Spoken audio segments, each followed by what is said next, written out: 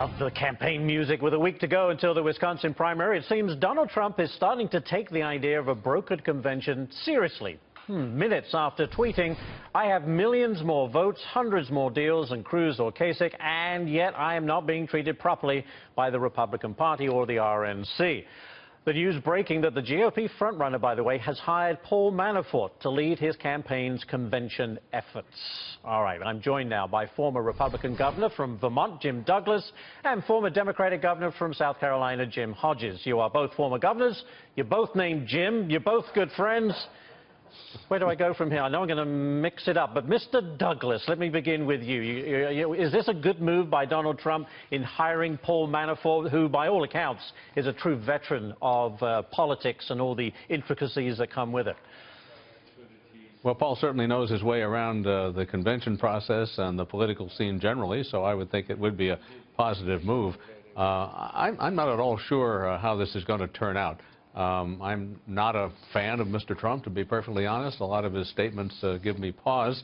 So I think a lot of Republicans are going to think twice before handing him the nomination, assuming that it's not wrapped up before we convene in Cleveland. But if he goes into a broker convention situation, Mr. Douglas, and say comes up 200 delegates short but doesn't get the nomination, that's going to upset a lot of people who turned out, many for the first time, to vote for Donald Trump. Does that help the Democrats more than the Republicans? Hard to tell. It's certainly good, I think, for the process of democracy that many more people have turned out to vote in Republican primaries, and I certainly hope that they will show up in November and support the Republican candidate. But all the recent polls suggest that Governor Kasich, for example, is the strongest general election candidate against either Secretary Clinton or Senator Sanders. So I think the delegates have to think about the long game and how it'll play in November.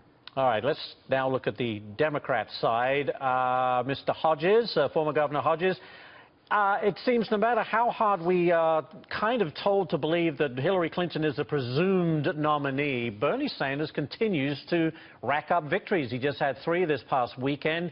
He's not going away.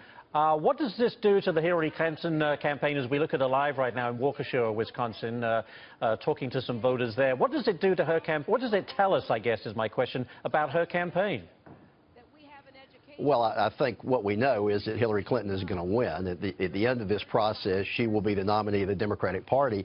I'm one that thinks this probably helps Hillary Clinton. She's proven to be a sharper candidate when she has a defined foe, and I think that Senator Sanders has helped her sharpen her message, focused on raising wages for working families.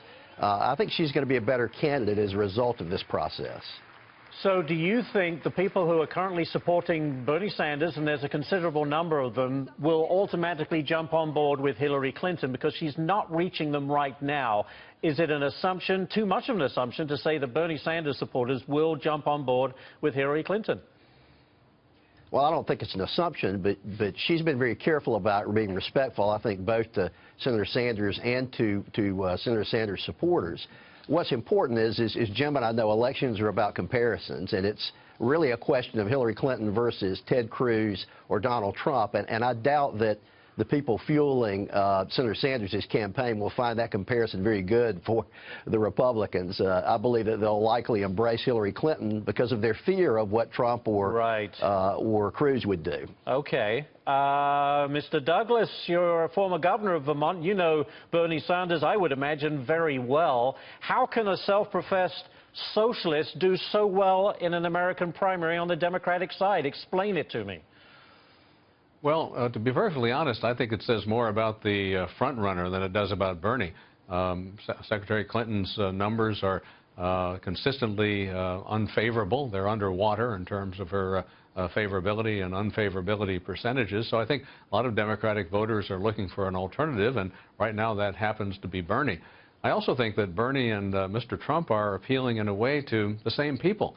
Folks who are angry, who are disenfranchised, who think the system is stacked against them. So I guess I wouldn't be surprised if one or the other is the nominee, that the one who isn't would see some of his supporters go to the other so-called outsider. Yeah.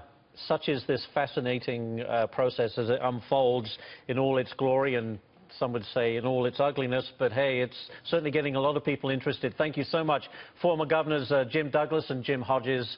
The two Jims, the former governors, thank you so much for joining us.